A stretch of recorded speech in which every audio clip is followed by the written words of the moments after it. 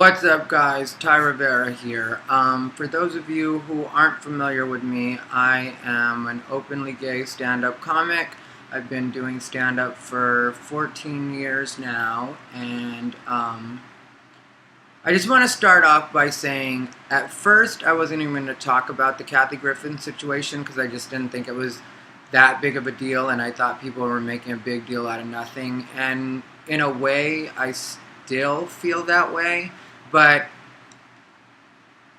like I said, I wasn't going to talk about it, but here's what happened. First, she did the picture, which I'm sure you're all familiar with. The picture where she had, it was the simulated beheading, or, like Trump had been beheaded. To give you guys a little bit more background on me, I'll start off by telling you that I was and might one day again be a Kathy Griffin fan. I just think that she was great for LGBT as far as she was an openly gay man in the entertainment industry before a lot of us were allowed to be. And I've been out throughout my whole career, the whole 14 years, but I mean, like before that, before I started doing comedy, I remember Kathy Griffin and Margaret Cho were like two of the only ones that were really repping for the gay community like that. They would always talk about their gays and that kind of stuff. And so, as far as that goes, I was a fan of Kathy Griffin and still am to a certain degree. I'm still thankful to her for her influence. Now, she did the picture, which, I didn't feel either way about it. I've seen, plenty of gory movies before, so I can't say I was really shocked, but apparently it offended a lot of people. And I think that as an edgy comic, because if you don't know, I do edgy comedy, so, and I don't try, it's just what I do. I know a lot of people are saying that Kathy Griffin does what she does to get attention, and she very well may. I don't really put too much thought into her stuff that way because she does, more celebrity gossip and silly stuff like that. So, as far as that goes, I don't know if I really consider her an edgy comic as much as she's just a provocative comic, in my opinion. I do think she's funny, though. So, when I've been seeing on different, usually right-wing sites and, right-wing news outlets like Fox, that she's not funny and she's never been funny, I can't really agree with that. For some of us, she's very funny. I know I've gotten some big laughs off of her, and her show, My Life on the D-List, I think was not only a funny show, but it also gave, a good idea, and I don't think it got enough credit for giving, a good idea of what it's like to be a comic. Because, she ran you through, her going through her material, her performing for the troops. She even showed herself bombing twice, or at least twice that come to mind. And so, I thought she was very honest in My Life on the D-List, and, so there's that. Then I'll also tell you that I have experience with boycotts. I just had a gay man start a boycott against me because I was performing at a LGBT Pride comedy festival. I was headlining it, and this guy said I was racist, transphobic, and homophobic. And I'm not going to go into that, though. If you want, you can hear about that on my podcast, Unbothered by Rivera. But here, that's not what this is about. I'm just saying that I have experience on a smaller level with people trying to boycott me. So that I can relate to as well. But what got me was, I don't think she should have apologized. I think she should have just left it as it was. And it was, in her opinion, a funny picture. And either you liked it or you didn't. That's where I would have left it if I were her. Now, she did apologize, and I wasn't quite ready to throw her under the bus, even though I didn't agree with it. I still was like, I still like Kathy Griffin, so she felt like she should apologize, so she apologized, and that's what she did. So I was fine with that, even though I didn't agree with it, if that makes sense. Then, instead of just letting it cool off, which is what I think she should have done, let me go back to why I think she shouldn't have apologized. I don't think she should have apologized because she makes plenty of money. She's made plenty of money. She talks about how she did 23 specials. She made money for each of those. Plus, she tours all the time. She does casinos. She gets the big money to do stuff that she's doing. So, a comic like her that knows she's going to say provocative stuff should have already had that figured out. Because I can tell you that when I actually make it, I will pay off a couple things like my parents' house and a couple of cars and that kind of stuff. And then from there on out, I'm going to start my fuck you fund, which is, just fuck you money. I'm going to start saving money so that I can be like, if anybody ever gets mad at something I say and it really turns into a mainstream boycott, then cool, I don't care. I saved money. And so I think Kathy Griffin should already had her fuck you fund.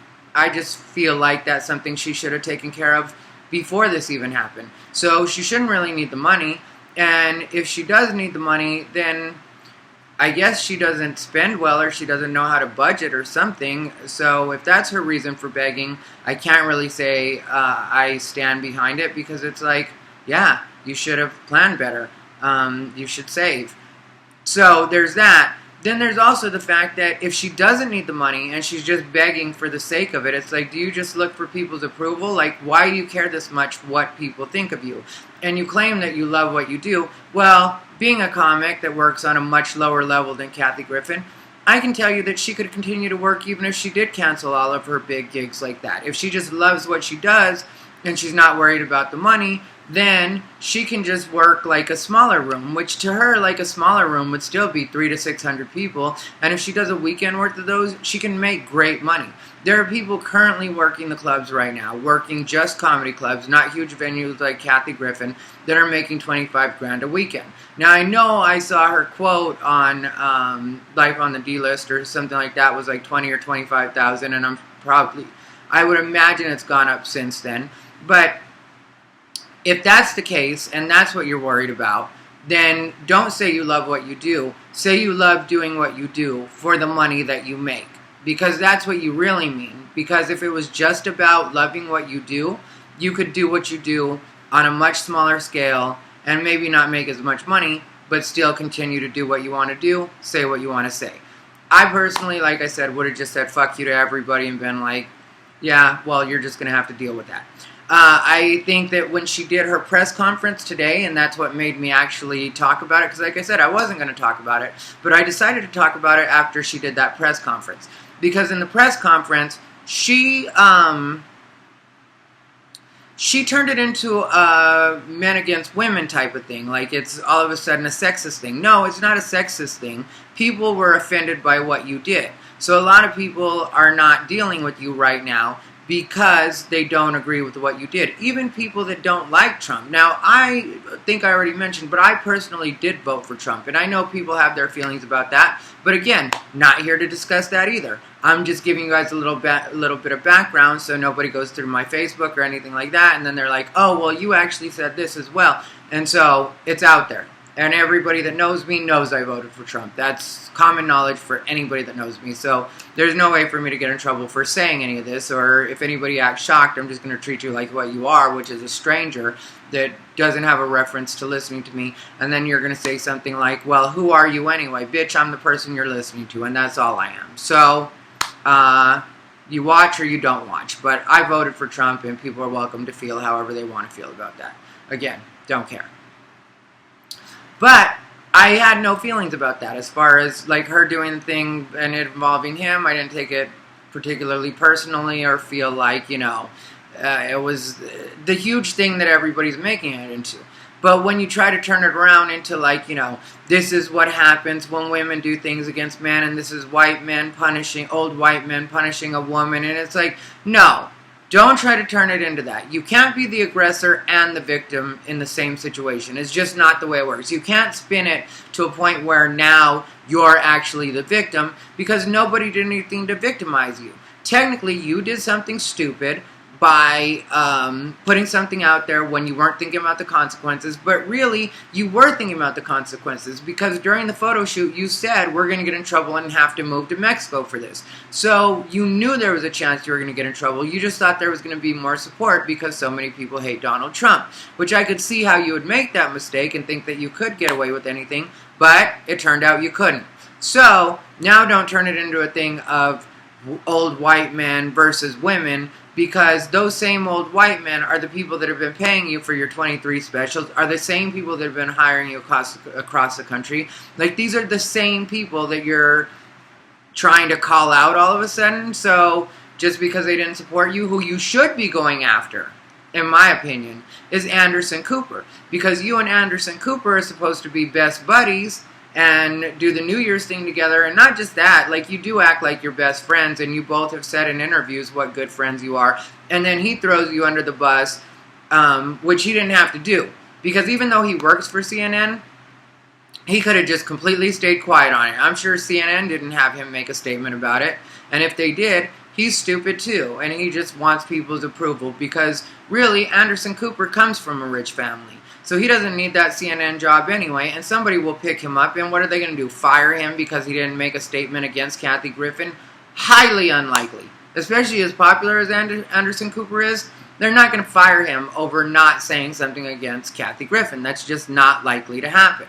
But instead, he went on his Facebook, or his Twitter, I'm sorry, and said that he was appalled and, you know, he thought it was disgusting and whatever else, which he didn't have to throw you under the bus like that. So if you want to talk about old white men being against young women, make sure, or not young women because you're not young, sorry, that was me misspeaking, then Anderson Cooper definitely has to be one of those old white men that's working against women right now. And maybe you should call that out too. And I know that lawyer probably put you up to doing that. That's Gloria Allred's daughter. So I know that she probably put you up to doing it and turning it into a male-female thing. It was the dumbest move, in my opinion. The dumbest move ever.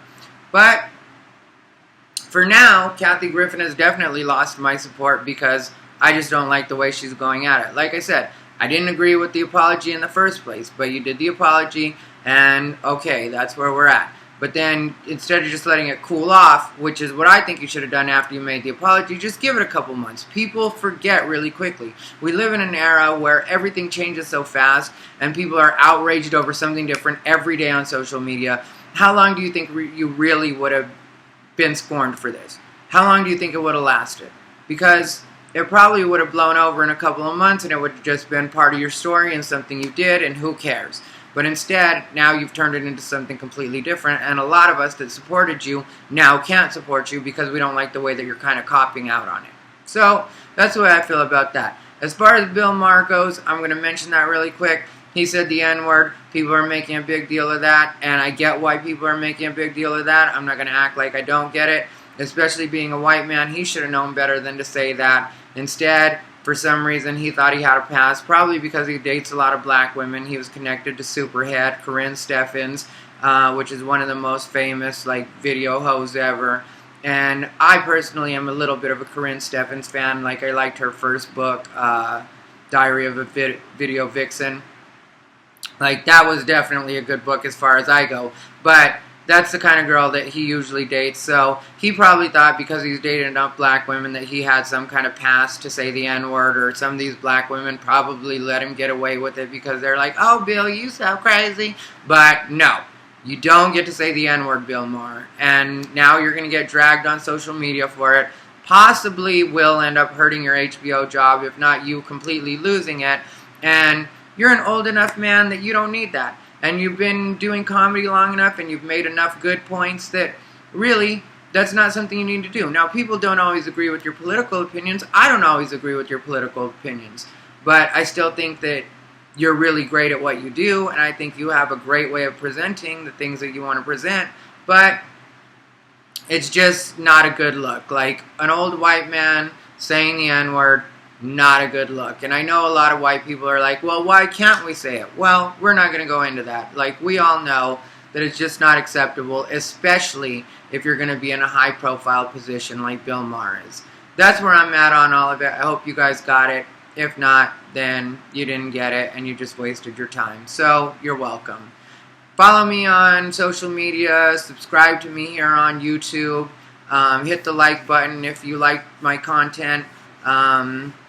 I guess hit the not like button or dislike button if you don't. Whatever it is, do it. You can find me at tyrivera.com. All the links will be in the description below. Check it out, and thanks for listening, you guys.